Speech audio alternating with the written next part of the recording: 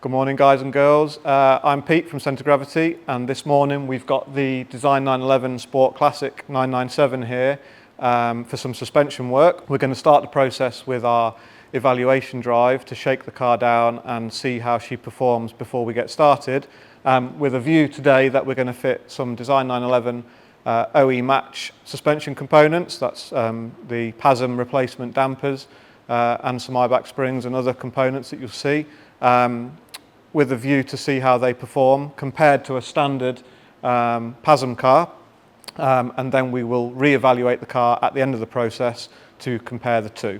You know, any car needs to drive like a car first, just a normal car. If it can't drive like a normal car, you know, Volkswagen Golf is a good benchmark, then it will never drive like a 911. So, you know, the first test that we do is hold the steering wheel straight on a really straight road and see where the car goes. And this car with a straight steering wheel at 5 miles an hour is already creeping to the right. So if it can't go straight at 5 miles an hour on a normal road, it's highly unlikely that it's going to go straight at, you know, 105 miles an hour on a racetrack. It has to be a car before it can be a Porsche.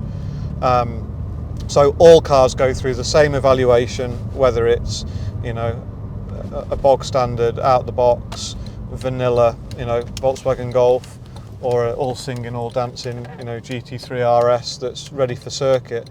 As long as the car is road legal and MOT'd, it will go on the same evaluation drive, looking for the same things at the same speeds, in the same lanes, on the same roads, every day of the week. That way we can compare your car to that perfect car. So next test that we do, really kind of simple stuff again. Couple of, you know, series of constant radius corners. We should be able to do a single input, and the car should be able to complete that turn without needing to put multiple efforts in. And again, the car slightly comes up short in that it won't complete that turn without needing to put, you know, a second amount of lock on to complete the corner. Now we're starting to look at, you know, potentially what might be wrong with the geometry of the car. It could be down to worn components. All of this stuff we'll get to when we get the car back on the ramp later. But if we hadn't driven the car before we started, we might not see these things. It might not be in the geometry. It might be in, you know, a tyre or a worn damper, or it could just be the conditions of the road. But we want to be able to work out for ourselves what's wrong with the car, and then find the answers when we get back to the workshop. Next evaluation is typical British dual carriageway. Most of our roads camber to the left hand side for rainwater, case in point on a day like today, and the car should tend with gravity to the camber of the road. Normal for 997 on this stretch is about 4 or 5 seconds, and that's about right. Nothing much amiss there.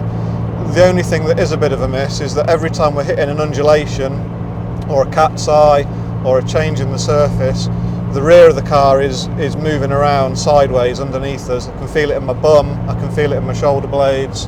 The back of the car doesn't feel settled, and we're only doing, you know, 58 miles an hour. I'm not going very fast at all. You start adding speed into the mix, and that tends to get worse. We've now got a right cambered section of road where the rainwater collects on the right hand side, therefore the car should tend to the right with gravity, and we're still going left. So just a delicate grip on the steering wheel, the car is remaining in a straight line, it's not falling to the right, which is an indication that we've got something that's causing the car to go left. And if we accelerate, we should see that, and the car now actually pulls us up the hill against gravity and will take us to the left.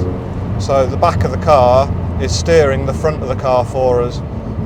We refer to that as thrust, and the easiest way to picture that in your mind is imagine a forklift truck. You know, front wheels on a forklift truck are fixed, they remain parallel, and all of the steering on your forklift truck is done through the rear of the car. If you want your forks to go and pick up a pallet that's to the left hand side, the right wheels on the rear point right, and that's potentially what's going on with the back of this car at the minute. It would also explain why the back of the car feels like it wants to move around laterally I mean, even at these speeds, 45, 46 miles an hour, the rear of the car feels very unsettled, and we're doing no speed at all on really simple roads at really simple speeds. So it can be a multitude of things. It can just be the age of the car and settling. We'll get into the settling side of things when we get back to the workshop. But all cars, anything with a mass, will settle over time. Springs and dampers will settle.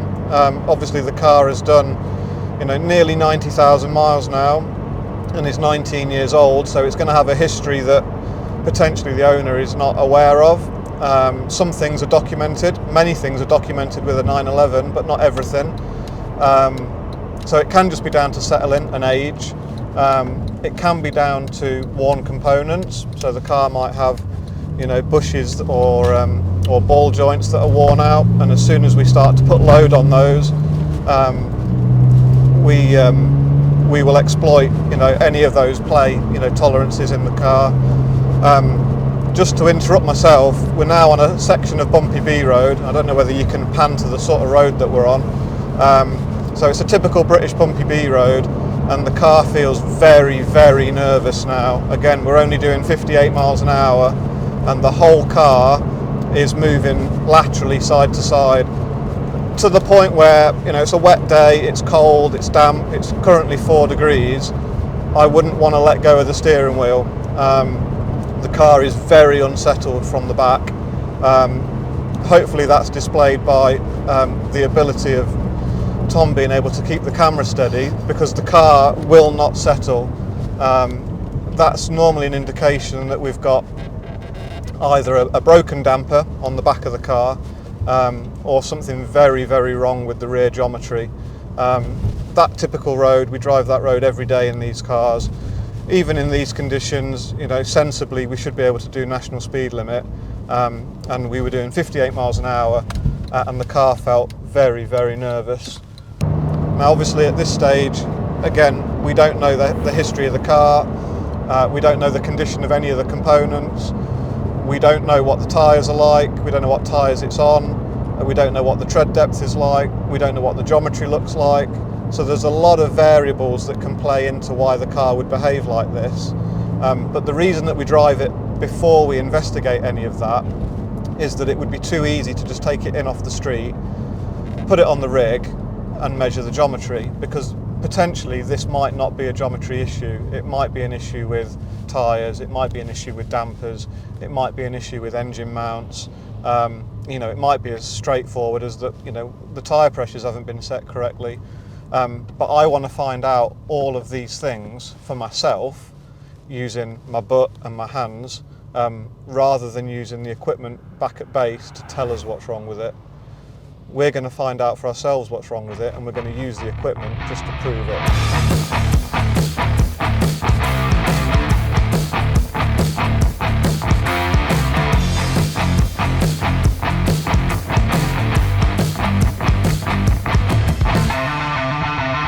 So we've been out on evaluation drive, we've brought the car in, we've put it on the ramp, we've checked the tyre pressures and measured the tread depths, and we've measured the car's ride heights. The car currently, at the height that she's sat at now, is pretty much stock ride height, within a couple of mil, which in itself is unusual, because ordinarily nearly 90,000 miles and 15, 20 years of service, these cars tend to drop on their springs and they tend to settle. The advantage is that you're going to see more benefit with the Eibach springs when they go on, but there will be a reason why the car is still slightly tall. We haven't taken any tools out of the toolbox yet, and we've got the equipment on the wheels just to measure the car's current alignment, with a view to prove all of the things that we found wrong with it on the evaluation drive.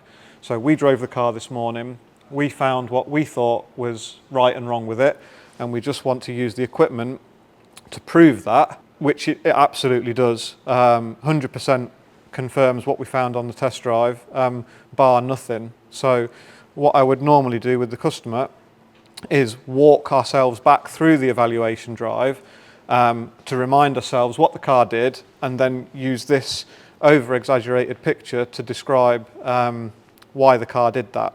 And the first test that we did was literally just outside our workshop, straight bit of road with the steering wheel straight, and the car veered off to the right slightly. And that is as straightforward as the discrepancy in the front toes, or as most people know with most cars, your front tracking. So the steering wheel is currently set straight with a bubble level on the thumb loops, and this is displaying that you've got 8 minutes of toe out on the front left wheel and 29 minutes of toe out on the front right wheel. Combined, that's a huge amount of toe out for the front of the car, which also then explains why the car is vague and it can't single input steer. And the second test was going over the railway bridge, and we had to keep adjusting the steering wheel to complete a relatively straightforward, simple corner. We then got onto the dual carriageway, and whilst with the steering wheel straight, the car wanted to go right. As soon as we left her to her own devices, everywhere the car went left. So if we were off throttle, the car went left. If we were on throttle, the car went left. And that is down to a couple of things. Predominantly the difference in the front cambers. So you've effectively got no camber on the front left wheel, and 3/4 of a degree of camber on the front right wheel. And if I was to over-exaggerate that, effectively your front wheels, as we're going forward, look like this. And this wheel will always push the car into the gutter. That's contributed when we accelerated, that the car then pulled us to the left. So as soon as we put our foot down and we used some power, and we referred to the forklift truck analogy, the rear left wheel, as a result of having more negative camber as well, will also push the back of the car right, which thrusts the car left. And we have also found, since doing the inspection, that there's also a newer tyre on the rear left wheel, which potentially will be slightly stickier because it's slightly newer than its friend across the axle on the rear right. But what's really interesting with this is that as soon as we got onto the bumpy B road, the back of the car became very, very unsettled. We weren't able to do any kind of speed, 55, 58 mile an hour, and the rear of the car really wanted to kick us around sideways, to the point where I had to have two hands on the steering wheel at all times. And that is down to the sheer amount of negative camber on the back of the car, but also the difference in the negative camber. So we want these rear wheels to be more upright. At the minute, they're really, really pushed in, and made worse, they're also like that. Now remember, it's predominantly the rear left wheel that lives in the bad part of the road. So as soon as this wheel hits a bump, with nearly 1,000 kilos on the rear, it's physically pushing the car sideways rather than up and down, and that's why the back of the car feels so unsettled. But what's really important at this stage during this process is that everything that we found out on our evaluation drive is accounted for in the geometry. Okay, so we've got the car up in the air now. We've taken the front under tray off, which hides a multitude of sins on 997s, unfortunately, but it gives us a bit of a better view of what's going on under here, and we're going to need it undone later anyway to undo some of the components. First thing we've noticed is the front track control arm, or as it's commonly referred to in the 911 camp, the coffin arm, because it looks like a mummy's coffin, is relatively new on this side of the car, the front right. It's an aftermarket brand of arm. Visually, it kind of looks like a mailer or a CTE, which is quite a common choice, available from Design 911 as well, and a new diagonal control arm. However, on the passenger side of the car, on the front left, we've still got the original track control arm with its Porsche part number on it and the original diagonal control arm. These components with rubber bushes inboard and at the centre should always be replaced in pairs. So we need to resolve that so that we've got matched rubber hardness across the axle. And the other thing to note whilst we're under here is that both of the front brake ducts, the aero brake ducts, are missing. Okay, so we now come to the back of the car. Again, just to have a quick inspect. No under tray under the engine on the 997. However, the gearbox under tray is missing. There should be a plastic cover covering this. And the first thing that we note, whilst everything is in tip-top order visually, all of the bushes, bar none, and that's even the upper link arms, have all been replaced already for these red polyurethane bushes. So there's no rubber on the back of the car anymore. And whilst this wouldn't be our preferred choice for a road going 997, It is quite a cost-effective fix for 996 and 997 and great for sport upgrade. However, if the car is going to be used as a road car, we would ordinarily recommend that these are kept as rubber rather than a hard polyurethane. The lack of grease and the bind that's in these red polyurethane bushes is also the root cause of the creak that we got on the evaluation drive on the speed bumps as the car went over undulating speed bumps. The only way to resolve that going forward is to take the thing apart and repack it with grease.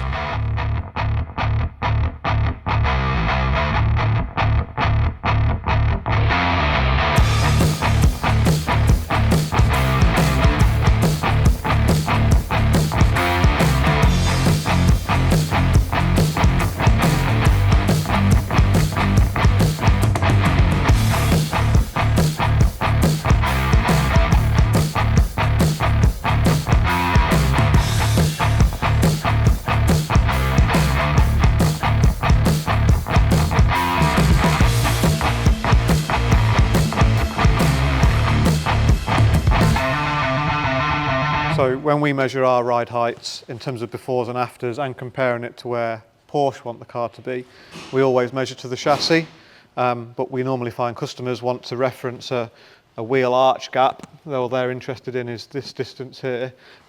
So we measured that this morning. We'll measure the same now. Now that the Eibach springs and the OE match dampers have gone on, it was 630 and that is now bang on 600. So at the wheel arch, the front of the car has come down exactly 30 mil, and the same at the back of the car. It was also 630 this morning, and that is now 615. So the back of the car has come down 15 mil from this morning, and that's normal for Eibach. They always introduce a little bit more rake into the car for more of a performance stance. So now all of the OE match parts are on the car. Dampers and springs are done. We've done all of our tightening up. Everything's torqued and marked. Under trays are refitted and we've completed the geometry. We're now going to go and do the same evaluation route that we did this morning, proving that this car can at least drive like a car before we then ask it to drive like a 911. So again, very first test as we did this morning. Dead straight bit of road, 5 miles an hour. There's very little camber on this road. With the steering wheel straight, the car should drive in a straight line. I would expect that from any car.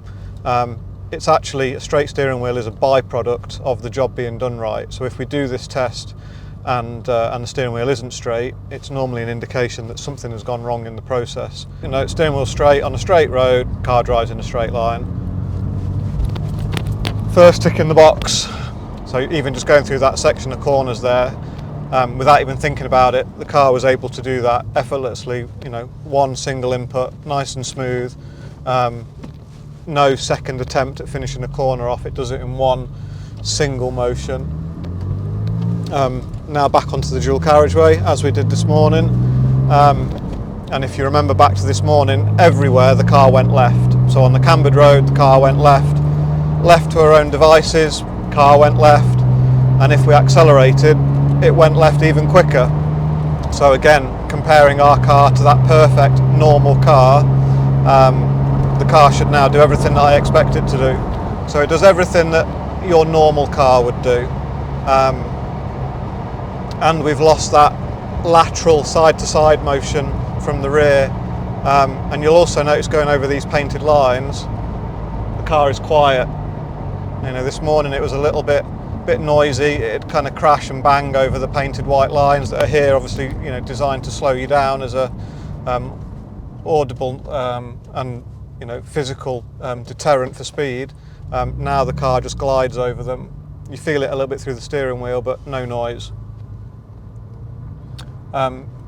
Interestingly, from a kind of spring and damper point of view, obviously we've got the car now on the OE match PASM dampers. So we've still retained the ability to use PASM Sport mode on the dashboard.